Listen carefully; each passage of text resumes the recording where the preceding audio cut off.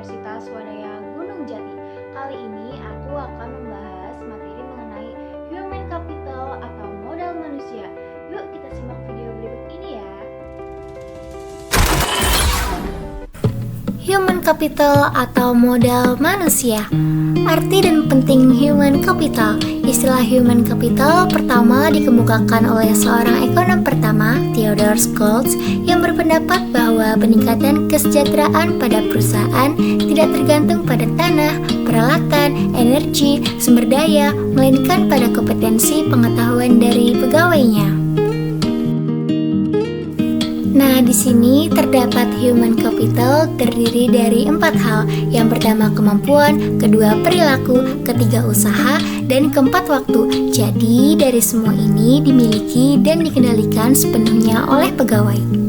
Untuk mendeskripsikan human capital sebagai kombinasi dari keempat faktor tersebut, yakni yang pertama karakteristik atau sifat yang dibawa pada pekerjaan, misalnya intelijensi, energi, sikap positif, keandalan, maupun komitmen. Yang kedua, kemampuan seseorang untuk belajar, yaitu kecerdasan, imajinasi, kreativitas, maupun bakat. Serta yang ketiga, motivasi untuk berbagi informasi dan pengetahuan, yaitu semangat tim dan orientasi tujuan. Di sini terdapat peran human capital. Yang pertama sebagai kunci keunggulan organisasi. Jadi kunci keunggulan organisasi ini terdiri dari 3 kelompok utama aset dari perusahaan. Di antaranya yaitu yang pertama aset finansial. Misalnya terdiri dari uang tunai dan surat berharga. Nah, jadi aset itu disebut dengan financial capital. Yang kedua aset fisik, terdiri atas peralatan, gedung, maupun tanah. Yang ketiga, aset tak berwujud, model organisasi, aliansi bisnis, pelanggan, merek, reputasi, serta modal intelektual.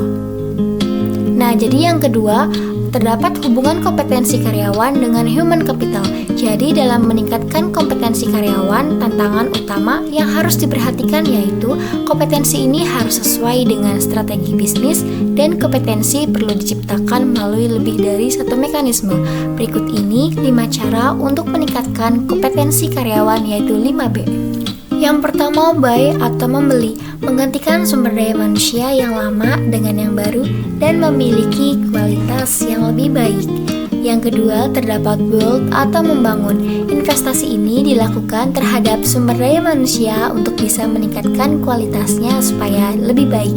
Yang ketiga, terdapat borrow atau meminjam. Penggunaan konsultan atau partner efektif memungkinkan berbagi pengetahuan dan desain kerja baru. Yang keempat, terdapat bunch atau melambung. Perusahaan harus bisa mengeluarkan karyawan yang bekerjanya itu di bawah standar. Dan yang terakhir yaitu terdapat bind atau mengikat.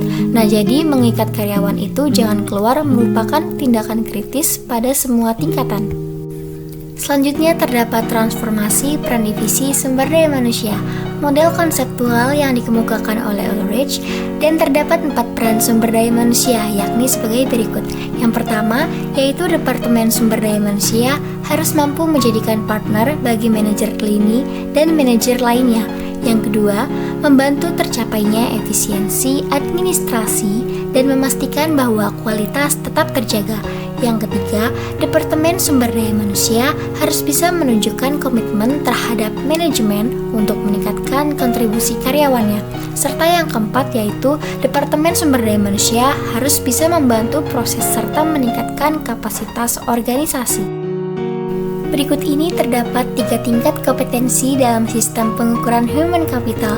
Yang pertama, strategic level, yaitu tingkatan analisis yang dapat memberikan gambaran perusahaan secara penuh. Yang kedua, terdapat activities level, yaitu pengukuran aktivitas rutin sumber daya manusia seperti rekrutmen, pemberhentian, promosi, dan lain-lain untuk syarat laporan internal. Serta yang ketiga, functional level, yaitu kolaborasi dengan unit fungsional organisasi, misalnya divisi dalam mengukur aktivitas, mengumpulkan, menerjemahkan data, serta mengambil tindakan koleksi. Dari ketiga tingkat kompetensi yang disebutkan, dapat diketahui bagaimana melakukan pengukuran nilai human capital pada ketiga tingkat tersebut. dimulai dari tingkat dalam unit bisnis fungsional, tingkat rendah yaitu pada aktivitas dari divisi sumber daya manusia. Untuk mengetahui sistem pengukuran tersebut menjadi sistem yang kohesif dalam suatu jalur yang terdiri dari 3 tingkat, dan pada masing-masing tingkat terdapat aktivitas yang dapat diukur beserta hasilnya.